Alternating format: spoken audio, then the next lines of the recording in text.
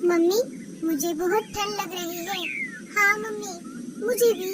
हाँ बच्चों, जंगल में अचानक से ठंड बढ़ गई है, पर तुम डरो मत, मैं हूँ ना तुम्हारे साथ।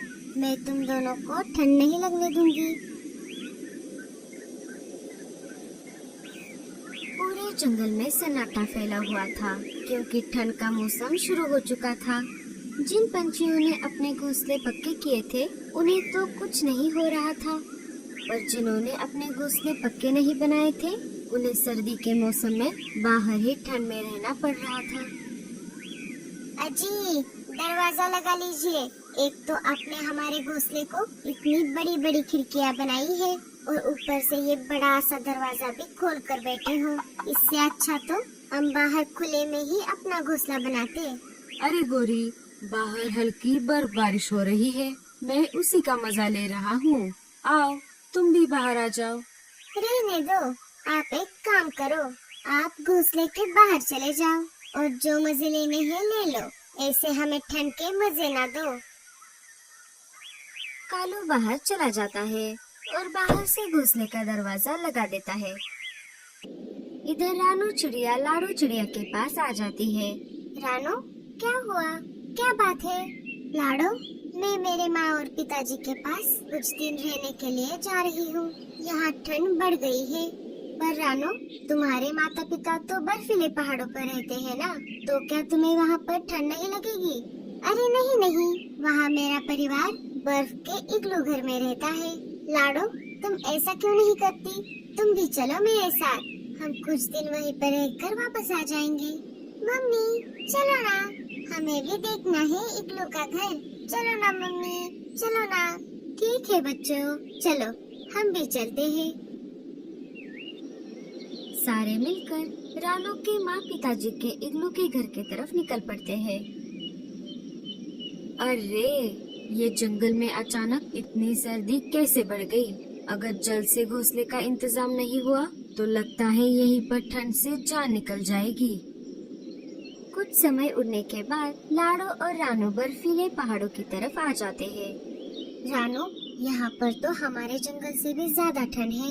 अरे नहीं नहीं लाडो, तुम घबराओ मत, बस थोड़ी देर और हम घर के पास पहुँचने ही वाले हैं। तुम देखना, वहाँ पर तुम्हें बहुत अच्छा लगेगा।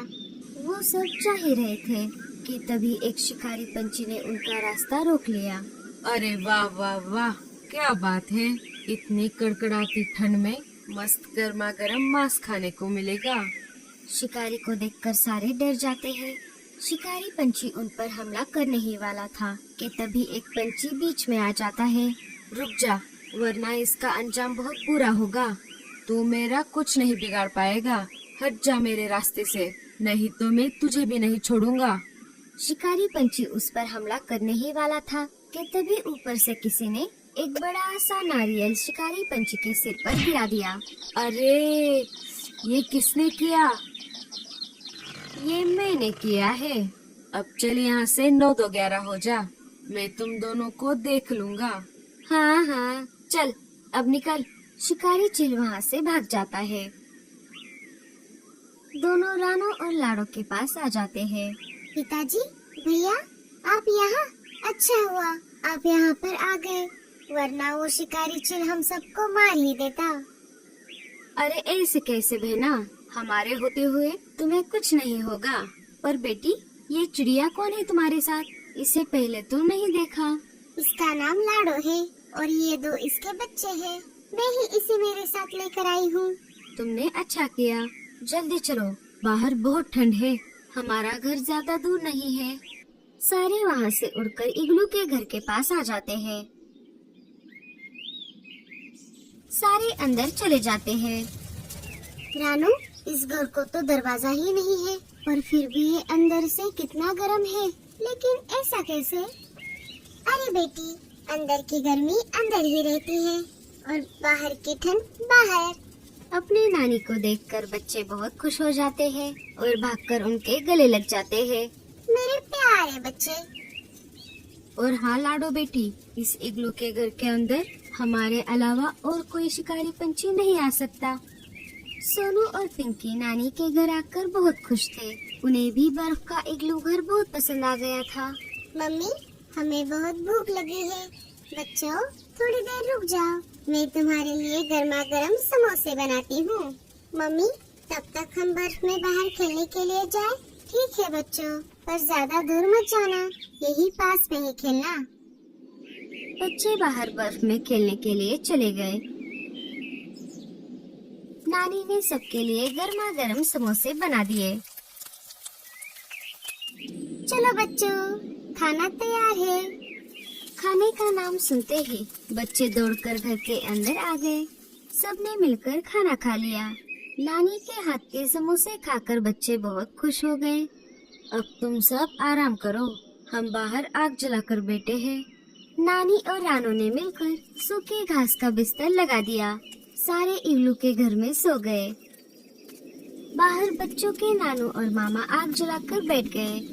रानू और लाडो उनके पास आ जाती है। बच्चों, तुम सोए नहीं अभी तक? नहीं पिताजी, हम ये सोच रहे थे क्यों ना हम हमारे जंगल में ऐसा ही इग्लू का घर बनाए। हाँ हाँ, क्यों नहीं, जरूर बनाओ।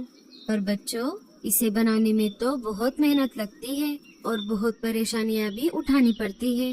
भारी वजन के बर्फ के टुकड़े उठाने पड़ते हैं, उनको एक के ऊपर एक रखते हुए जाना पड़ता है, तब जाकर बनता है बर्फ का इग्लू घर। लाडो, अगर हमारी कोई मदद करेगा तब हम हमारा बर्फ का इग्लू घर जरूर बना सकते हैं। कुछ दिन ऐसे ही बीत जाते हैं। माँ, ये 4-5 दिन कैसे बीत गए हमें पता ही नहीं चला। अब हमें चलना होगा, जंगल लौटकर हमारे नए घोंसलों का इंतजाम करना होगा। और थोड़े दिन रुक जाओ बच्चों, वैसे भी तुम तो बहुत दिनों बाद आई हो। नहीं माँ जी, हम फिर कभी वापस आएंगे, पर अब हमें चलना होगा।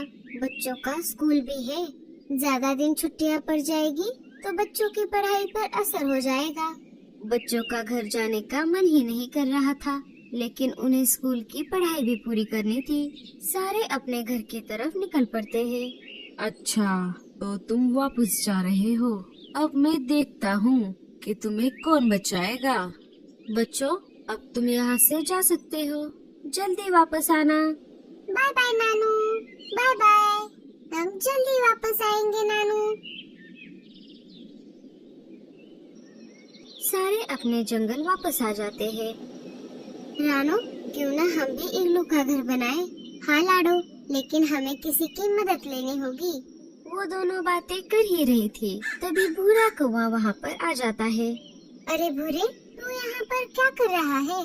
मैं इन लकड़ियों से घोंसला बनाने वाला हूँ, पर ठंड इतनी ज्यादा है कि मुझे लकड़ियाँ ढूंढने में बहुत परेशानी हो रही है। मुझे और लकड़ियों की जरूरत है। भूरे, तुम ऐसा क्यों नहीं करते? घोंसला बनाने में हमारी मदद करो, और तुम्हें लकड़ियाँ ढूंढने की भी जरूरत नहीं है। क्या? पर हम घोंसला किस चीज का बनाएंगे? हम बर्फ का इग्लू घर बनाएंगे। बर्फ का इग्लू घर? मैं समझा नहीं। भूरे, तुम बस हमें बर्फ उठाने में मदद करो, बाकी का काम हम देख लेंगे। जैसा रानू और लाडो ने बताया, वैसे भूरा बर्फ को लाता और जैसे जैसे वो बताती वहाँ पर बर्फ को रख देता। शिकारी चील उनका पीछा करते करते जंगल में आ गया। अच्छा, तो तुम दोनों यहाँ पर हो। इधर तीनों ने मिलकर बर्फ का इग्लू घर तैयार कर दिया। कुछ ही देर में भूरे का भी इग्लू घर बनकर तैयार हो गया। तभी वहाँ पर गोरी और कालू कौवा आ जाता है। अरे वाह, क्या घर बनाए हैं! क्या हम भी ऐसे घर बना सकते हैं? हाँ हाँ, क्यों नहीं। अगर कालू मदद करेगा तो हम आपकी इग्लू घर बनाने में जरूर मदद करेंगे। हाँ हाँ, तुम तो बना लोगे, पर मेरे जैसे बूढ़ी चिड़िया का क्या? मैं तो सिर्फ 2-3 महीनों की मेहमान हूँ। ऐसी बात नहीं है मीनू मौसी, अगर भूरा और कालू कौवा आपकी मदद करेंगे तो हम भी आपके लिए इग्लू घर बना देंगे। एक एक करके सारे पंछियों ने इग्लू के घर बना दिए। इधर शिकारी चिल जंगल में आ जाता है। अरे भागो शिकारी पंछी, अरे भागो, छुप जाओ।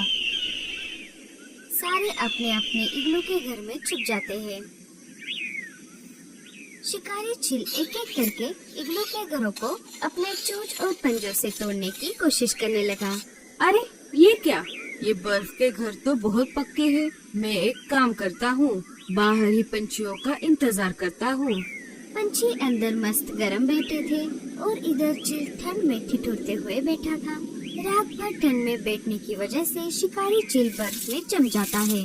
सारे पंछियों को शिकारी चील से छुटकारा मिल जाता है।